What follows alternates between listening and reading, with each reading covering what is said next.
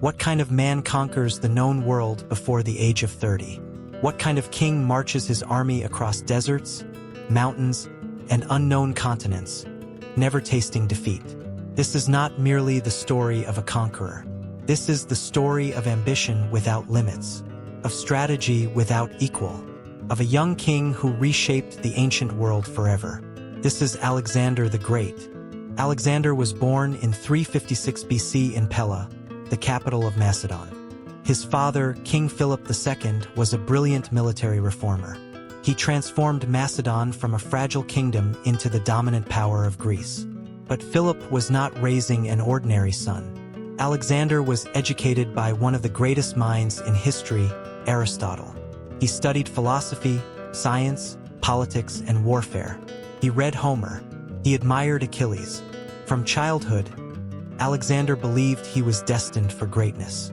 At the age of 16, while his father campaigned abroad, Alexander ruled as regent. When rebels rose, he crushed them without hesitation. At 18, he commanded cavalry at the Battle of Granicus. He led the decisive charge that shattered the sacred band of Thebes. He had tasted war, and he wanted more. In 336 BC, King Philip II was assassinated. Alexander was 20 years old. Surrounded by enemies, rival claimants, and rebellious Greek cities, he moved with terrifying speed. He eliminated internal threats. He secured the throne. He marched south into Greece.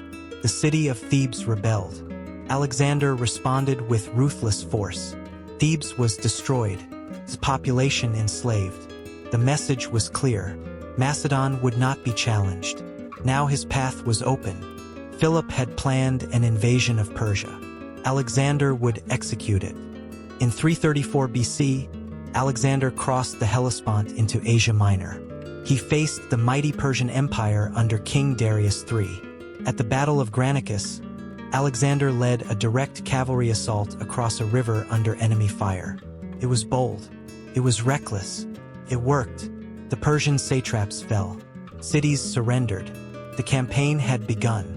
In 333 BC, at the Battle of Issus, Alexander faced Darius himself. Though heavily outnumbered, Alexander identified the weakness in the Persian line. He led a concentrated cavalry strike directly toward Darius. The Persian king fled. His army collapsed.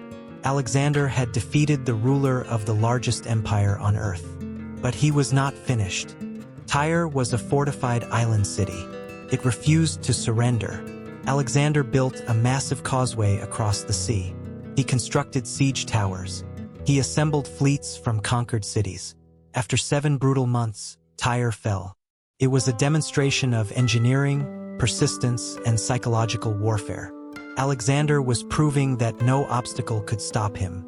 In 332 BC, Alexander entered Egypt. He was welcomed as a liberator from Persian rule. He founded the city of Alexandria, a city that would become a center of culture and knowledge for centuries. At the Siwa oasis, priests declared him the son of Zeus Ammon. Alexander embraced the symbolism. He was no longer just a king. He was becoming a legend. In 331 BC, Alexander faced Darius for the final time at the Battle of Gaugamela. The Persian army was vast. Chariots with scythe blades, elephants, hundreds of thousands of soldiers. Alexander analyzed the battlefield carefully. He stretched his line. He created a gap. Then he drove his cavalry wedged straight toward Darius. Again, Darius fled. The Persian Empire collapsed. Babylon fell. Susa fell. Persepolis burned. Alexander was now ruler of the greatest empire the world had ever seen. He was 25 years old. Most kings would have stopped.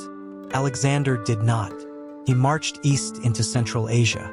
He fought guerrilla wars in harsh terrain. He married Roxana, forging alliances. He integrated Persian soldiers into his army. His men were exhausted, but Alexander demanded more. He dreamed of reaching the edge of the world. In 326 BC, Alexander crossed into India. At the Battle of the Hydaspes River, he faced King Porus and his war elephants.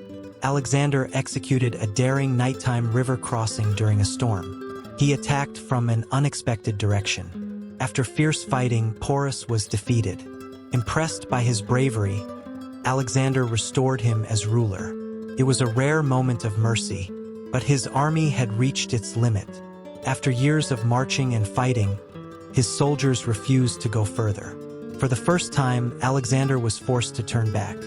The return journey was brutal. Crossing the Gadrosian Desert, thousands died from heat, thirst, and starvation. Alexander marched beside his men, sharing their suffering. But the dream of infinite conquest was fading. His empire was vast, but fragile.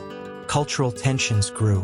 Old Macedonian officers resented his adoption of Persian customs. Trust began to erode. In 323 BC, at the age of 32, Alexander fell ill in Babylon. Fever consumed him. For days he could not speak. His generals asked who would inherit the empire. He reportedly answered to the strongest. Shortly after, he died. No clear successor, no unified plan. The empire fractured almost immediately. His generals carved it into rival kingdoms. The dream of a unified world ended. Alexander never lost a battle. He reshaped borders from Greece to India. He spread Greek language and culture across continents.